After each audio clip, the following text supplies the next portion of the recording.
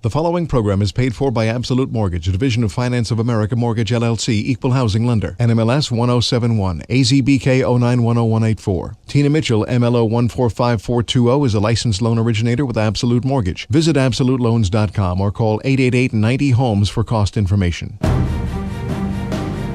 You're listening to The Money Hour with your host, Tina Mitchell, sponsored by Absolute Mortgage, a division of Finance of America Mortgage. Now, in the studio, local mortgage and finance expert, Tina Mitchell. Welcome to The Money Hour at 11:50 a.m. KKNW, the Saturday, April 2nd show. Hope you had a great April 1st. Did nothing too bad. I am your host and mortgage expert, Tina Mitchell. I'm dedicated to my listeners providing you with tools needed to make informed decisions on all matters affecting your money. If you're listening to my show at a different time or day, you are listening to a rebroadcast, but I'm here to answer any questions or connect you with the amazing guest I have in studio today. Please call the show at 1-855-400-1150. Again, that's 1-855-400-1150 or online at themoneyhour.com. And here's the lineup for today's show. Again, we have in Debra Trappen, one of my favorite regular contributors to the show, owner of D11 Consulting, speaker, coach, author, and truly making a difference in the world. And today we're going to talk with her about the power of positive self-talk. And also in studio, another regular contributor, Jeff Dickinson with RE/MAX on the Lake, forming your home buying team and why that's so important. It'll be a great conversation for all you potential homeowners out there. And first time in studio, Brook Anderson with Kaizen Financial Advisors. We're going to be talking with Brook on financial and retirement planning. Great information and great guests in studio today. For more information on any of the topics discussed or suggestions for future topics, please call the show at 1-855-400-1150. Again, that's 1-855-400-1150, or you can go online at themoneyhour.com. And let's start out the show today, as always, with a little money chat. Money.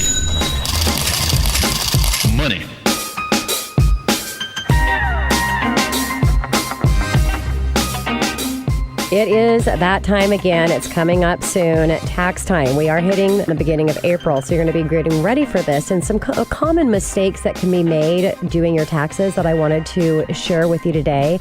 Unsigned returns. It's the easiest part about doing your taxes, but some people forget to do it. So make sure you don't leave that out. When you file online, you won't be able to submit the return without your typed signature. 2 signatures if you're filing jointly.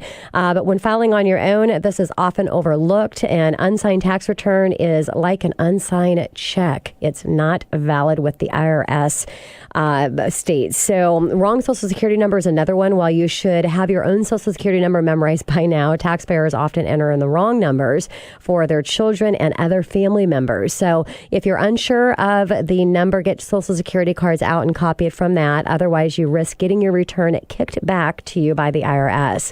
Wrong name, apparently. Many taxpayers can't spell their names correctly. The IRS states putting the wrong name on a tax return is one of the most common tax errors. This mistake also comes up a lot after a person has changed their name, after getting married or for some other reason, and the name they write down on the return doesn't match the name on the IRS system. Wrong filing status. You should be pretty certain about whether you're married or single, but what often confuses people is whether to choose head of the household or single as their filing status, according to the IRS. Primarily, this is happening with divorced parents and minor children. Either confusion as who the legal entity to claim the kids sets in, or one of the parents is illegally attempting to claim the children and the filing status that accompanies them. So tax filing programs like TurboTax or H&R Block will help you figure out the right status to choose. But if you're filing on your own and unsure which status is correct for your situation, you can go to the IRS website to use as an online tool. Mistakes claiming credits or deductions. It's common for taxpayers to mistake a claim deductions or credits that they don't qualify for to miss out on some of the same tax brackets when they do qualify. The credits that are most common abused or neglected: the Earned Income Tax Credit, the child and dependent care credit, and the standard deduction.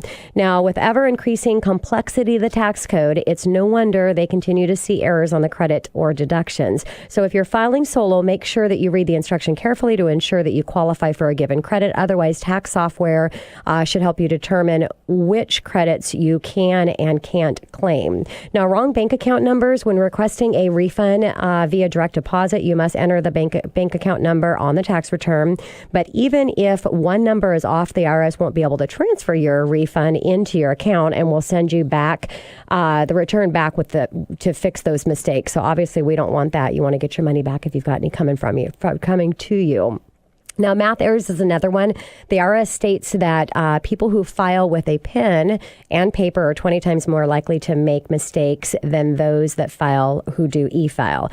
While tax software will crunch the numbers on the tax return for you, filing on your own will require some additional add and subtraction. So make sure that you double check the figures by submitting your return. If you file by paper, it could take a while for the IRS to process the return and identify the mistakes before sending it back to you. So if you're filing electronically, however you return will be rejected immediately if there are any incorrect math, and you will need to resubmit that. Now, last is I just want to remind you about mortgage insurance. The mortgage insurance write-off, PMI or MI, is now a write-off again. So thanks to the Tax Relief and the Health Care Act of 2006 and the Mortgage Forgiveness Debt Relief Act of 2007, mortgage insurance premiums were tax deductible and treated the same as mortgage interest. We lost that benefit, but on December 18th of 2015, the president signed legislation that renews the tax deduction of mortgage insurance premiums for qualified buyers through 2016. The deduction is effective for purchases or refinances loan close after December 31st, 2014. Mortgage insurance premiums paid to occurred after December 31st, 2014 and through December 31st, 2016 may qualify for tax deductible for homeowners' federal tax returns.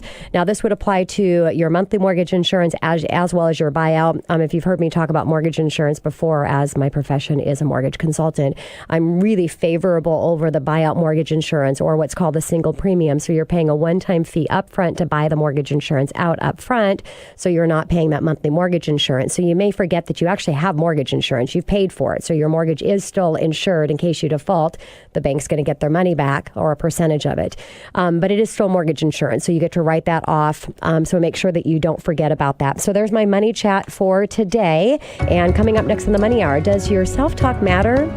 Yes, it does. How changing your thoughts will change your life. Debra Trappen, owner of D11 Consulting, speaker, coach, author, and dynamic woman that I am proud to call my friend, right here on 1150 AM at KKNW after this short break. Would it be crazy if you just stopped everything, packed your bags and left for a week, a month, a year? What if you left for 2 years? Would people think you'd lost your mind?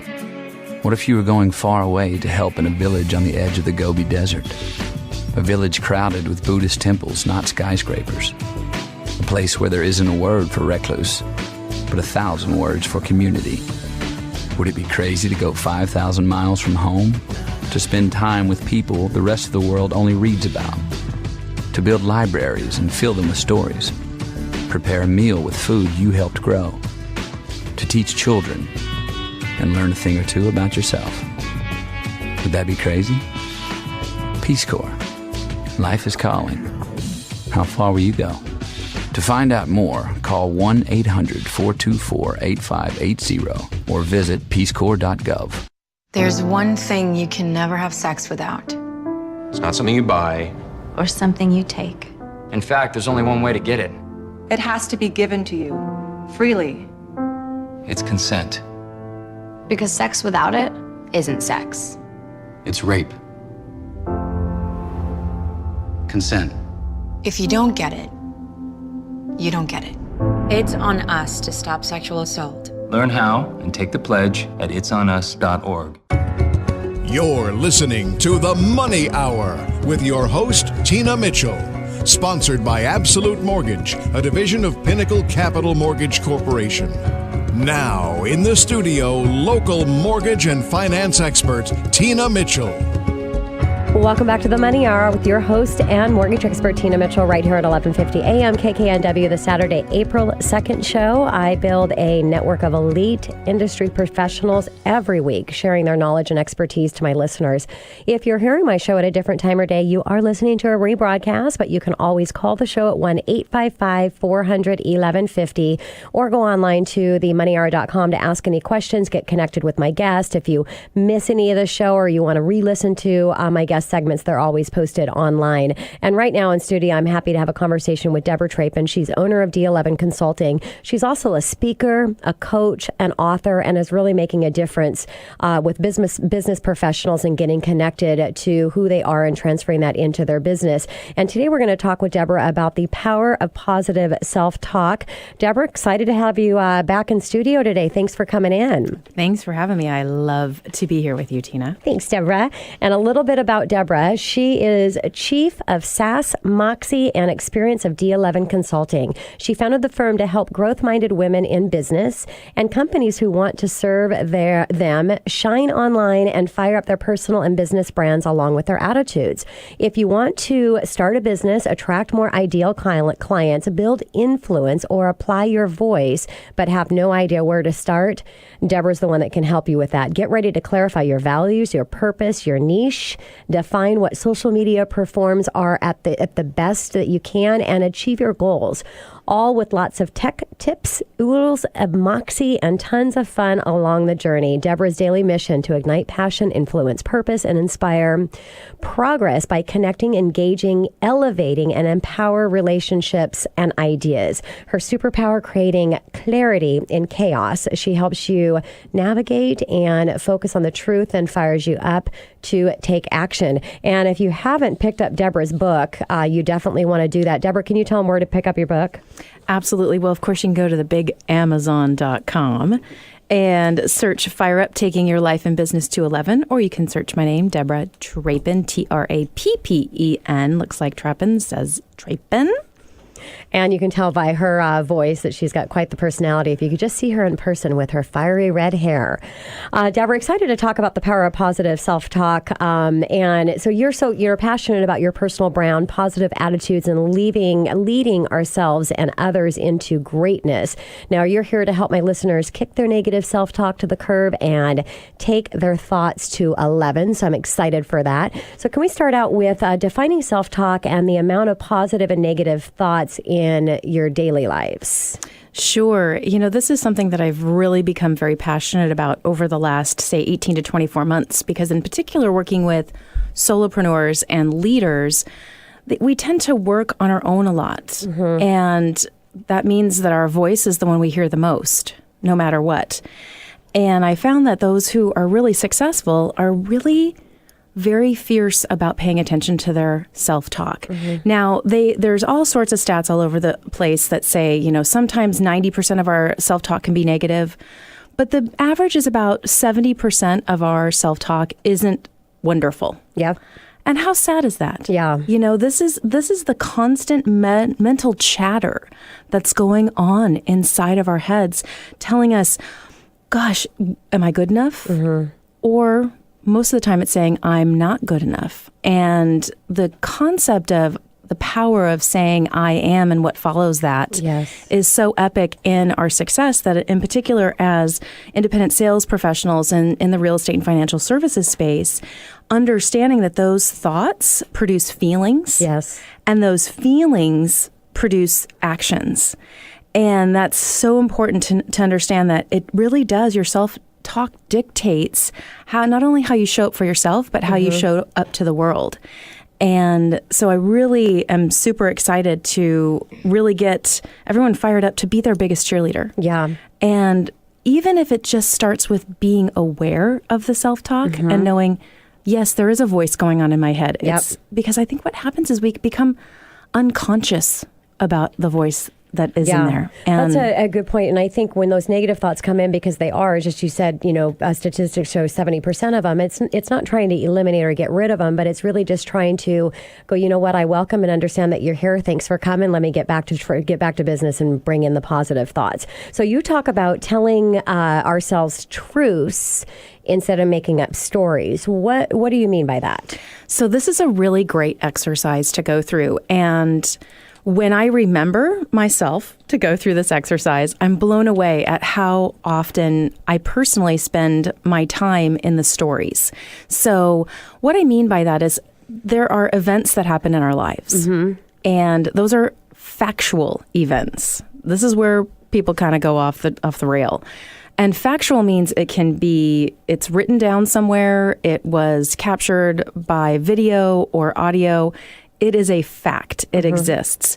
But what happens is most of us experience an event and we start telling ourselves a story.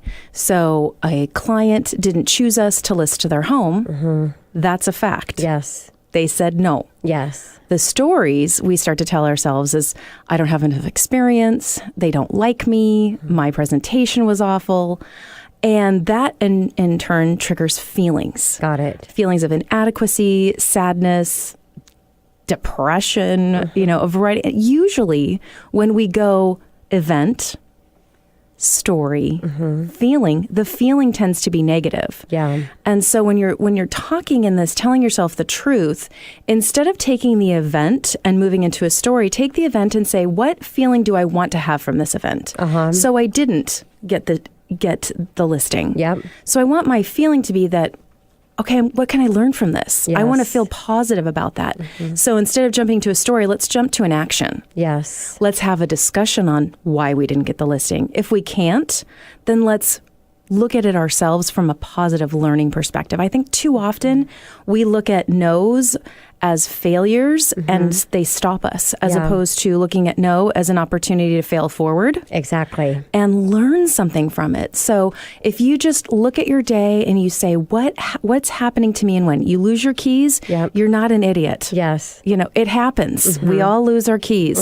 So don't get down on yourself. Think, okay, so what action can I take so that this doesn't happen? Well, have a spot you put your keys. Yes. That's something very, very basic, but you can start to see how you're actually telling yourself false stories, the wrong kind of fairy tales, if you will. And I think accepting the truth, too, Debra, I know that you believe that we have to give ourselves permission that these failures are going to happen, because we're not going to get through life without them. So once you give yourself permission that, they're going to happen, and just let them pass, and just like you said, learn from them and move on, to getting back to business. So I know that you have tips to help people get out of the negative self-talk cycle. So let's go through and start with being aware. Tip 1, being aware of who is speaking into you, and how does that affect our self-talk? Yeah, simply put, speaking into you. Yeah, the people who speak into you. That can be who you talk to on the phone. Okay. That can be a spouse or your kids. Yep. That can be your family, could be your friends, your coworkers. Now, we can't always control who is in our lives, but we can certainly surround ourselves with positive people. Yes. So if we are in a situation where we are not able to get out of being around somebody who's negative, then we need to double time the time we're with positive people, because when you're stuck in a negative spiral and you're just feeling you're not good enough, you haven't achieved enough, you need those people who speak the goodness back into you, who know your greatness, who can sing your song back to you when you've forgotten it. And I have a favorite quote around this that always has some wild, old women in purple hair, and bathing suits in it. But there's no competition among wild women. There are too darn wild. They're too darn wild to be caught in a tiny space of envy. Instead, they dance together and allow the good to flow abundantly to them. Now, that can be men or women, but I just love the idea of casting aside your desire for small-minded companions. Small minds talk about other people, and they talk about the negatives. So really focus on finding those good, positive voices and getting them into your tribe. Got it. So in tip 2, you talk about ways other people can help us with our negative thoughts. Yeah, this is just the opposite. This isn't looking for people to actually speak into you. This is you helping other people. Got it. Whenever I find I'm in a slump and I need something outside of me, helping someone else does it every single time. And I think that when you take the focus away from you, and most of the time, let's just be real, the things we're hard on ourselves are all first world problems. Yeah. There's nothing epically, life-threatening about the things that we're negative to ourselves about. So remembering that and taking a tray of food to a friend who just had a child, or helping somebody clean their house that broke their arm, or even just simply going to a drawer and cleaning out some of the clothes you aren't wearing and bringing those to a Goodwill or Salvation Army. Just that getting out of yourself for a minute helps you raise your level of just positivity in general in your life. So true. Tip 3, Debra. Many of us battle with the desire to be perfect. So how can we turn our negative thoughts around in these situations? I love this tip because it's just all about being vulnerable. I think that we, especially with this era of social media and everyone sharing their highlight reel, it's really easy to think everyone's life is better than ours. Yeah. And in particular, that everyone else is living this perfect existence. And so if you remember no one's perfect, that allows you to move forward. And it's easy to dwell in the negative, so why not make it just as easy to dwell in that positive space and being vulnerable and sharing when you need help. Yes. And sharing kind of the behind the scenes of your own life. I guarantee that you are going to attract more people into your space. Yes. With that than this shiny diamond exterior. When you really open the kimono and you are vulnerable, it really does. It takes your relationships and ultimately your life and business to the next level. So, Debra, I always need more time with you, and I don't know why I do this to us every time, but I want you to get through the 7 tips, and I've got a couple minutes to get to break. Can you list with my listeners tip 4, 5, 6, and 7 in the next few minutes? Sure. So 4 is stop right now and write down 5 things you're grateful for. It's a very simple, way to really get your mind on what you have, not what you don't have. Stay in that space. Number 5, and this one's really hard. It's stop comparing yourself to other people. Yeah. I talk about personal brand and understanding who you are at the core of who you are. And once you get to that place and you know who you are and you know what success means to you, it's easier to be positive about your wins. Yes. As opposed to being negative about other people's wins. Number 6, this is one of my favorites because it's so fun. Whenever you're in that place and you're talking to yourself with those negative words, stop, close your eyes, and imagine yourself as a 7-year-old. Love it. Little pigtails, butch cut if you're a guy. And would you say those words to that child? Yeah. Of course not. Yeah. If you don't want to imagine yourself as a child, think about yourself as your best friend. Would you say that to your best friend? Yeah. Absolutely not. Turn it around. Put a smile on your face and say what you would say. And then the last tip is surround yourself with positive words. Again, we don't always have control over the people. So find quotes that speak to you. I know you are so big on positive affirmation. You've got your personal quotes. And I think that's so important because we need to watch our thoughts because they become words. Yes. And there's a great quote about that. Watch your thoughts, they become words. Watch your words, they become actions. Watch your actions, they become habits. Watch your habits, they become your character. Watch your character, it becomes your destiny. Wow. So that's it in a nutshell. That. Debra, thank you so much for your words of wisdom, your words of inspiration, and just who you are as a person and everything that you do and give back. I really appreciate it. And I love you bunches. My pleasure. Thanks, and I adore Debra. you as well. And coming up next on the Money Hour, why it's important whether you are a first-time home buyer, second-time home buyer, or even an experienced home buyer, to form your own personal home buying team to assist with your purchase. That's a conversation I'm going to have with Jeff Dickinson with RE/MAX on the Lake right here at 11:50 a.m. at KKNW after this short break.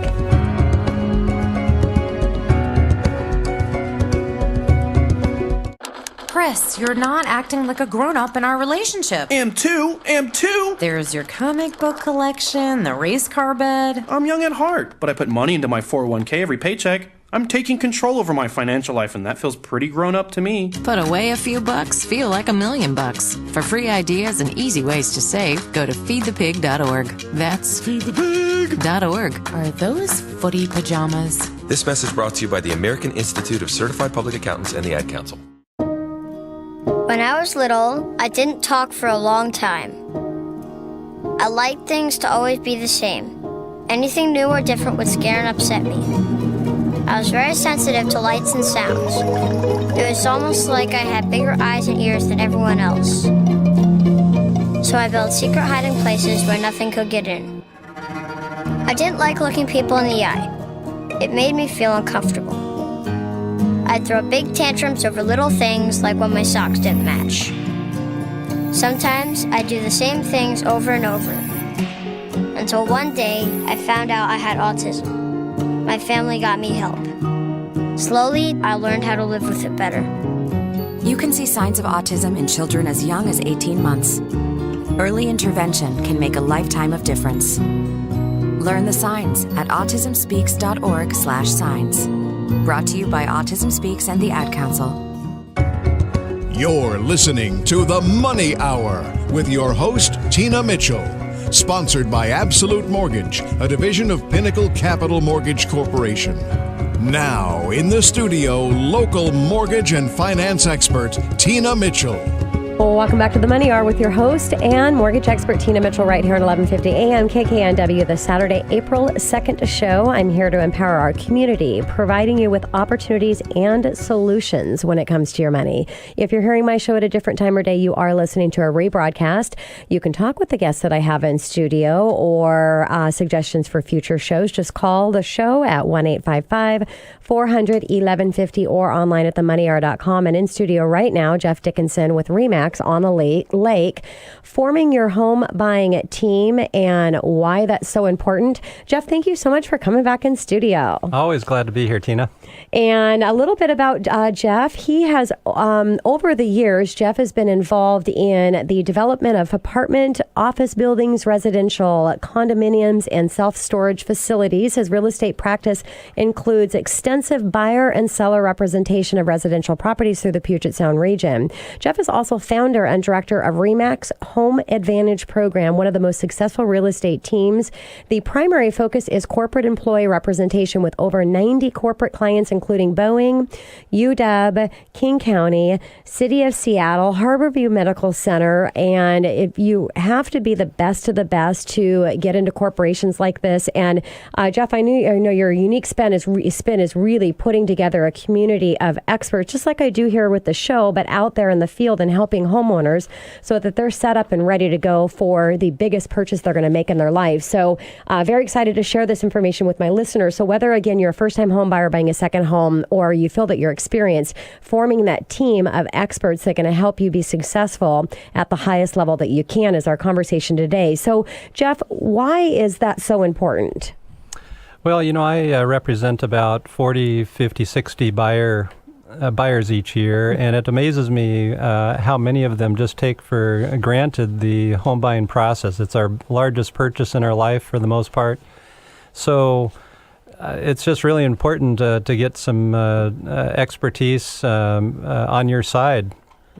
And first-time home buyers, I probably think more about this because they're first-time home buyers. It's the ones that have done it before that, and the reality is that you're doing it before. You've probably done it maybe once or twice, and it's been years in between, and then all the changes that are happening in the different markets that we're in. So it's so important. So what are some of the reasons for building your personal home buying team? Well, I think first is what I would do is start with a real estate agent and just interview maybe 2 or 3 of them, get a lay of the land to see what their services are, how they deal with you. Are they a good fit for you? or get a really strong friend or relative recommendation that's actually gone through the process. Not one of those where, hey, my cousin just got their license and I'm going to go with them. Yes. Although that did happen to me yesterday. It does. It's only human, I guess. So yeah. So anyways, second of all, as I say, just like having to have brain surgery, if you have to have it, you want the best surgeon, yes. the brain surgeon, working on you. So really no different when you're buying a home. So find a really good seasoned agent. Yeah. Also find an agent, especially if you're buying a condo, which I think is a real specialty these days. Fraught with peril. That you find someone an agent that specializes in condo, not just doing it on the side, so to speak. Yeah, great point. Yep. And in this market, having the experience, and not just the experience of time in the industry, but experience of numbers of transactions you've actually closed. Like Jeff says, how many a year? 50, 60? 40 to 60 a year. Yeah. Absolutely. And if you think about that, where the average agent closes, 8? Yeah, or transactions? Three or four. Yeah, that's just, so you look at the difference there. And right now, with everything that's happening in the market, that experience of all the different things that can come up during the process, it's important because that's how you learn, as Debra talked earlier about, things if you failures come up or things that happen, that's where you're learning from it. Well, you've got to go through the experience and have all of that underneath your belt. So, Jeff, how important is it to have an agent that really is listening to what your personal needs are? I'm going to say probably a dozen times a year, I get buyer clients that kind of get reassigned, so to speak, that they've had a bad experience with another agent, and usually it's that an agent's showing them something at $500,000 when their budget is $300,000. So they're just really not listening, or we're looking at 2-story homes when we really want a Rambler or need a Rambler. So that's a huge thing. I think you want your agent to be your personal advocate and advisor, and to allow you to understand the options available to you to make smarter choices. So. And that's a great point. And if they're not listening to you, imagine who else they're not listening to. They're not listening to the agent that represents the seller and what those sellers' needs are. And in this market, if you're not paying attention to what's going on and how to structure that deal, you've lost before you've even had a chance to go in there and try to compete for the property. So, Jeff, can you share with my listeners who is part of your home buying team? Well, aside from getting a really good real estate agent, you want to get a really great home loan provider too. And oftentimes you really want to start with a home loan provider before even engaging an agent. So some of the other team members would be your accountant, maybe tax advisor, because there are some tax benefits for most of us homeowners that you'd want to take a look at, especially for the first timers that haven't had that tax benefit. They can oftentimes find another $150 to maybe $300 a month that could be used towards their mortgage. The other one is the home inspector. They're a big team player. Your agent should be able to recommend an inspector or two. Got it. And if you're any orphans out there and you don't have your team in place, that's what the show, I shouldn't say really, that is what the show's about. The show's about bringing in experts in all areas regarding your financing. And so please feel free to reach into to the show with any assistance there. Now, Jeff, I know you do a lot of not do them yourself because it's on the financing side, but it's amazing how many people miss this opportunity. I know a lot of your buyers take advantage of it. Is the MCC mortgage credit certificate tax. And when we're talking about taxes, you were talking about the deduction of homeownership, but then you add on top of that another $200, $300, $400 for the MCC tax credit. Can you talk about that with my listeners? Yeah, absolutely. It amazes me daily where I run into home loan providers, I run into other agents. I work, about 60% of my practice is working with first-time home buyers, and I'll sit down with them at Starbucks typically, where I spend half my life. You look pretty good for just hanging out at Starbucks. Thank you. And, I'll ask them if they're, let's say, a moderate home buyer, and we'll just ask them, I'll ask them if they have heard of the MCC program or their loan provider did, and they look at me starry-eyed, and they're looking at something at $200,000, and boy, the world might open up at $220,000 or $230,000. Yes. So it's a really great federal program. And I've agreed to. I've talked with a lot of agents, and they're like, What's the MCC? And a lot of lenders don't even know about it. So it is a 20% tax credit on all the interest you pay on your mortgage for the life of the loan, dollar for dollar. It's huge. And you just, after consulting with a licensed CPA, as Jeff said, is one of the big parts of part of the team, is consult with them how to amend your W-4 so you can see that money in your paycheck every month. And like Jeff said, another $20, $30, $40, maybe $50,000 in buying power can make or break you actually getting into a home in this market, or getting your kids in the school and having being in the neighborhood you want them to be in. So Jeff, who else is part of the home buying team? Well, we talked about having the home inspector as part of that. So really, in a nutshell, we've got the agent, we have the home loan provider, we have the home inspector, and your accountant. Those are really the four primary. Perfect. And, one more you might add into there, which we're going to talk with next, is your financial planner, to really get an idea of where your money's at, where the best place to take that money for your down payment, whether it makes sense to actually come in with a down payment or use a zero down option instead, really is where your financial advisor is going to be able to assist in that arena. Now, what about the cost of having your own home buying team? Well, that's the cool part, is that it doesn't cost you a thing as a home buyer. Everybody likes no cost. Isn't that nice? Yeah. It's a rarity. So explain that to my listeners, Jeff, you've got a real estate expert that's working for you and working really hard. Who pays for that? Well, I get asked this question constantly, where we have buyers that ask me, what is, how much do I owe you?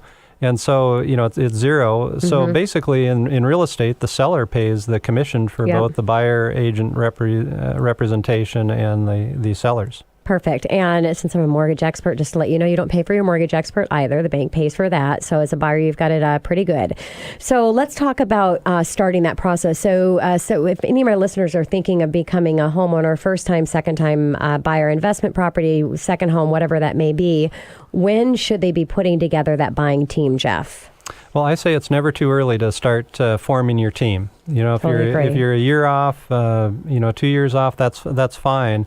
A lot of my buyers require some down payment assistance or savings for down payment, or maybe improving their credit history. So those usually take time to take care of. So it's always good to start a team early. Totally agree. And there are amazing grant programs out there, second mortgages to take care of your down payment to where there's no interest, so there's no payment, which is pretty cool. So Jeff, to wrap up my time here with you, what is one of the biggest challenges that you find with home buyers today? Well, I think the biggest challenge that I've been running into lately is having buyers just not understanding and not being comfortable enough with the purchase and sale agreement documents. So what I like to do with my clients is, when I first meet with them, is to give them a copy of the typical purchase agreement so they can go home, read them, fall asleep to them. But I had a recent situation a couple weeks ago where I had a buyer that I'd been working with for quite a while. They had gone over the purchase agreement. But 15 minutes before the offer deadline, they brought me 20 questions, and it just gets to be too late at that time. Yeah, and so especially in this market, having that preparation. So, Jeff, any final tips that you have for my listeners today? I think the best thing you can do is go out and form your home buying team.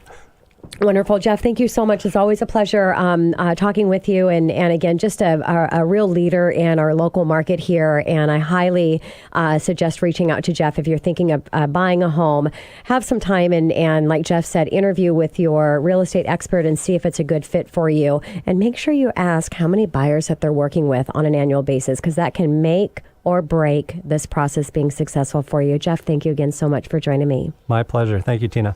Coming up next on the Money Hour, are you smart and safe with your financial investments? Well, you'll find out by listening to Brook Anderson with Kaizen Financial Advisors right here on 1150 AM, KKNW after this short break. Have you saved enough to provide for the retirement you envision? Is your current lifestyle putting your future at risk? Are you struggling to prioritize financial goals? These are questions all investors have. Brook Anderson with Kaizen Financial Advisors helps individuals just like you navigate the complex world of financial decision making. Brook can help you design a retirement plan that will give you confidence as you look to the future. Kaizen Financial Advisors take a holistic approach to your financial life and will make recommendations that encompass all of your priorities. Brook Anderson will explain the issues and his recommendations in a simple and understandable way. Brook wants to know and understand you both personally and financially. He'll emphasize a simple, low-cost, and diversified investment philosophy grounded in academic research. He's a CPA, MBA, and a registered financial advisor working in a fiduciary capacity for his clients. To learn more about what Kaizen Financial Advisors can do for you, call me, Brook Anderson, at 425-321-5801. Again, that's Brook Anderson at 425-321-5801. I look forward to hearing about you and helping you on your path to financial security. You're listening to The Money Hour with your host, Tina Mitchell. Sponsored by Absolute Mortgage, a division of Pinnacle Capital Mortgage Corporation. Now, in the studio, local mortgage and finance expert, Tina Mitchell. Welcome back to the Money Hour with your host and mortgage expert, Tina Mitchell, right here at 1150 AM KKNW, the Saturday, April 2nd show. My goal is to keep you up to date on the latest news and trends in our local economy. Keep me tuned in, and I promise I will definitely keep you informed. If you're hearing my show at a different time or day, you are listening to a rebroadcast. You can call the show at 1-855-400-1150. Again, the show number is 1-855-400-1150 or online at themoneyhour.com. And in studio right now, first time having a conversation with Brook Anderson with Kaizen Financial Advisors. And I'm going to talk with him today. We're going to be discussing financial and retirement planning. Brook, thank you so much for joining me in studio. Great. Thank you for having me. And a little bit about Brook. Brook Anderson is a financial advisor with Kaizen Financial Advisors, a Bellevue-based independent advisory firm. Brook's finance career has spanned over 19 years. He was a CPA and MBA and registered financial advisor. His firm, Kaizen, provides holistic financial planning and investment management services for their clients. They strive to deeply understand the needs of their clients and help coach them through the major financial decisions they will make throughout their lives. They act as your personal CFO, and they are fiduciaries. And I like acting as a personal CFO, because isn't that true? I mean, somebody that is in charge of your financial future, and not only that, but the financial future of your family. So, Brook, again, thank you so much for joining me in studio. Yeah, thanks for having me. So if you could start out and tell my listeners a little bit about Kaizen and why you joined the firm. Yeah, I recently joined Kaizen Financial Advisors because of my alignment with the firm's advising and investing philosophies, but even more because of how they treat their clients. Kaizen believes in providing white glove service, which goes beyond just the handling of administrative burdens, but goes to how we provide knowledge and insights in ways that our clients understand and feel respected regardless of their financial knowledge. We want our clients to have a fantastic experience working with us, and I just love that aspect of our firm. Plus, we're just nice people who truly enjoy getting to know our clients and giving them great service and great advice. Well, you know, Brook, I only invite the nicest people in studio here, so I know you guys definitely meet that criteria. So from your conversations with people, what is the biggest concern people have regarding their financial lives? Yeah. Far and above, the most common concern people have is whether or not they have saved enough for retirement, especially the retirement that they envision. Or on the flip side, they ask, how much do I need to save to fund the retirement I desire? These are complex questions, and unfortunately, my initial response rarely satisfies, which is, it depends. I'll tell you, there is never a specific answer to this question. However, with enough information, we're able to assess the probability a client will outlive their money. This is at the core of financial planning. The it depends part largely rests on responses regarding lifestyle, spending priorities, anticipated future events, resources, investment and withdrawal strategies, and a number of other variables. Without incorporating these elements, there's really no reliable retirement number, so to speak, that I would ever feel comfortable relying on. Having a plan that's built on a reliable model is truly the best way to go. Totally agree, Brook. And so do you have some general advice that you can give my listeners about saving for their retirement? Sure. A few things might seem obvious, but it's surprising how many don't fully take advantage of them. That's maximizing free money opportunities like 401k matching and profit sharing, maximizing the utilization of tax-exempt and tax-deferred savings vehicles like your Roth and traditional IRAs, and of course, starting early and saving aggressively. Another common question that I often get is, how should I prioritize my funding or funding my financial goals? Should retirement come first or something else? What about college savings? These are tough decisions, but in general, my advice would be that your retirement should take priority. If you must, you can finance a portion of an education. However, you can't finance your retirement. As a final thought, make sure that you accurately incorporate future out-of-pocket medical expenses. As you know, medical inflation has been a considerable challenge for people. Medical expenses can end up having a material impact on one's retirement. And unfortunately, it's not usually a good one. Through proper planning, we help guide our clients to build wealth faster, make better decisions that impact their financial future, and this certainly would apply to retirement planning as well. So, Brook, earlier you'd mentioned assessing the probability of running out of money, and I know that this is a big fear for a lot of people. So can you talk a little bit more about how that works? Yeah, as I mentioned, it's essential to have a plan for your financial future. It's the only way to know if you're on track. Like the saying goes, if you don't know where you're going, any map will do. And that's the truth. Yeah, it sure is. In the short run, markets move in rather unpredictable ways. It'd be foolish to build a retirement plan on a single rate of return when we know with absolute certainty reality will never play out that way.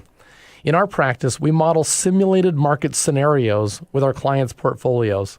And from that data, we can assess the probability of one outliving their money. We can also stress test a retirement plan for adverse market conditions. This allows us to recommend course adjustments today that will improve your potential for success in the future. We also coach our clients along the way. We're a little like your trainer at the gym. We help you stay focused, stay on track, and keep you motivated to realize your goals. Whether it's in the gym or in your retirement plan, having someone in your corner really does increase your probability of success. I love that. It's so important that we have coaches in every aspect of our life because that's what's going to keep us on track to not only do, with the advice of what we need to do, but keep us motivated in the direction. So I love that. What are some of the biggest mistakes that you see people make in regards to retirement planning, Brook? Yeah, first is starting late. Compounding is a powerful tool, but it requires time. People generally save too little, especially in the early years. Markets have trended towards lower yields and lower capital appreciation lately. And although general inflation has been low, we've experienced high inflation in areas such as healthcare and education. So in these market conditions, people really should be saving more aggressively than in past generations. As a general rule, I like to see people save at least 20% of their income. And for most, that tends to provide the resources necessary to fund a lifestyle that's comparable to the lifestyle you have today. Just for reference, the national savings rate is currently only 5.5%. Oh my gosh. I also see suboptimal portfolio design in relation to the stage of life, meaning too conservative in younger years and sometimes too risky in later years. You need to make sure that your assets are allocated to optimally achieve your goals at every stage throughout your life. Lastly, many people do not have a well-thought-out distribution strategy.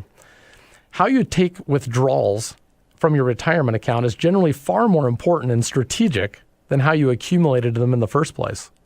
Some should consider a semi-variable distribution strategy, for example, where your annual withdrawals fluctuate somewhat with market conditions. Cumulatively, this can allow you to actually withdraw more money over your cumulative retirement years than you otherwise would have with a single set payment amount. Saving for retirement is a marathon, it's not a sprint. So have the discipline to stick with it. It requires some sacrifice, but the peace of mind that comes with executing a sound strategy is truly worth it. Yeah, and you have to remember, too, when you're retiring, hopefully you're going to be living quite a few more years. So if you're going to live another 30, 40 years, just ask yourself also, would you be working at the same job for 30 or 40 years if they never gave you a raise? So you've got to really consider what your money's doing, and it's going to continue to grow so that we can get through the rest of our years as everything else is going up. Now, you talked to me earlier about adding value holistically. What exactly does that mean, and why should that be important to my listeners? Yeah, to us, holistic simply means considering outcomes in relation to everything else you're trying to accomplish and evaluating them accordingly. At Kaizen, we act as your personal CFO, as you mentioned. We're not here to simply invest and manage your assets. As your personal CFO, we look at every area of your financial life and provide you with guidance on all those major decisions you'll be facing. Not in isolation, but in the context of your collective goals. I often ask people, are you identifying and making optimal financial decisions at the right times throughout your life? If you aren't, consider the potential consequences. We focus on areas such as estate planning, retirement planning, college savings, major purchases like homes, tax planning, Social Security optimization, and any other area that has significant impact on your financial life. We find that clients generally receive the greatest value from our financial coaching and our holistic approach. So let me ask you, do you feel that you would make better decisions if you had an unbiased financial coach working in your corner?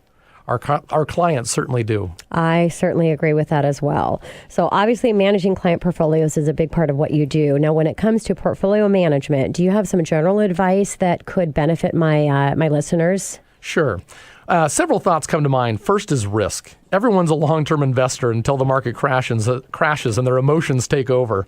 So I suggest you deeply understand your own personal risk tolerance as well as your capacity to take on risk. You should be very aware of how much your portfolio could potentially drop in a down market and be willing to accept that without making knee-jerk sell reactions. If you can't do that, you're probably in the wrong mix of assets. And there's nothing more damaging to wealth creation than ill-timed liquidations.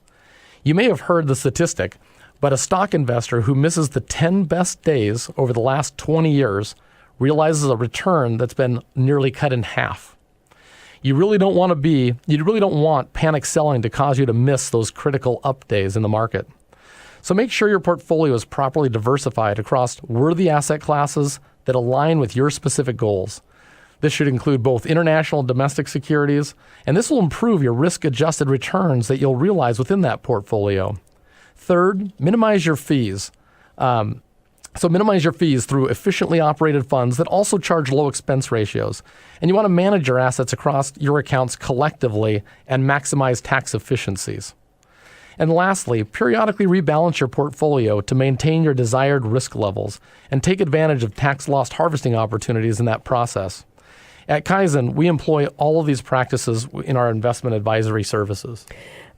Brooke, a lot of people are really nervous about the recent ups and downs in the market and how they should protect themselves from major downturn or a true bear market. So what would you say to that? Yeah. Well, first of all, I will tell you that no one knows or can predict with any certainty the occurrence of the next bear market or when it does occur, when you should get back in.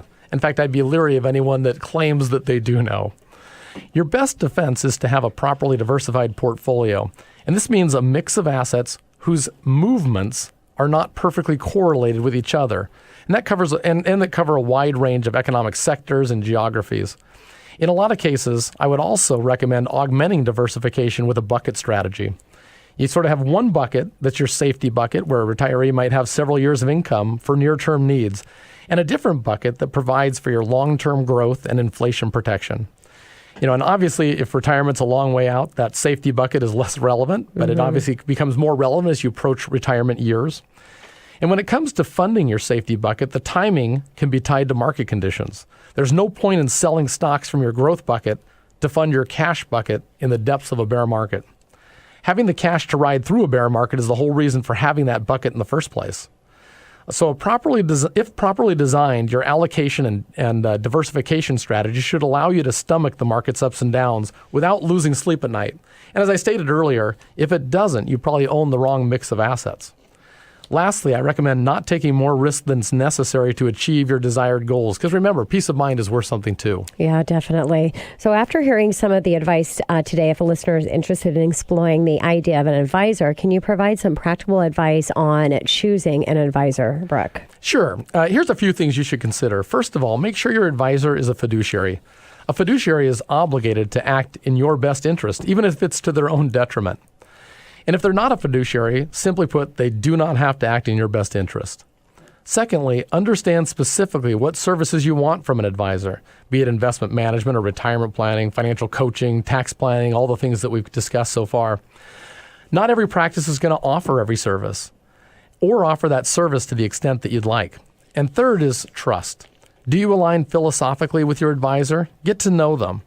Do you personally trust them to make the best decisions on your behalf? And fourth, are they independent? And what I mean by that is, are they free from any pressure to push proprietary investment products? I'd be very leery of advisors that work for companies that manufacture investment products, as their advisors are often encouraged and incentivized to sell those products, and they may not be the best ones for your needs.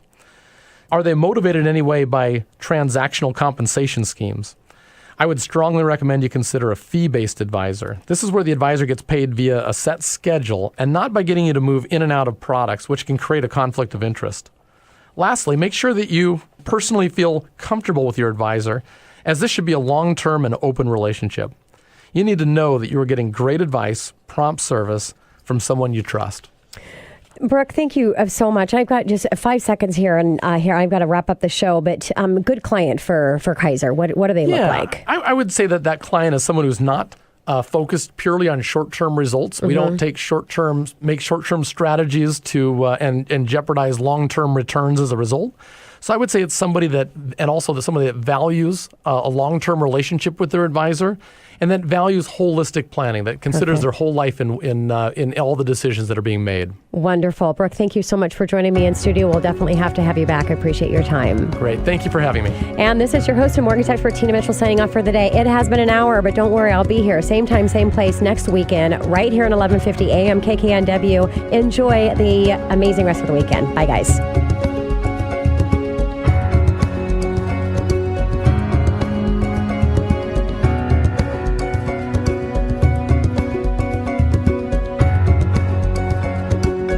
The preceding program is paid for by Absolute Mortgage, a division of Finance of America Mortgage LLC, Equal Housing Lender, NMLS 1071, AZBK 0910184. Tina Mitchell, MLO 145420, is a licensed loan originator with Absolute Mortgage. Visit AbsoluteLoans.com or call 888-90-HOMES for cost information.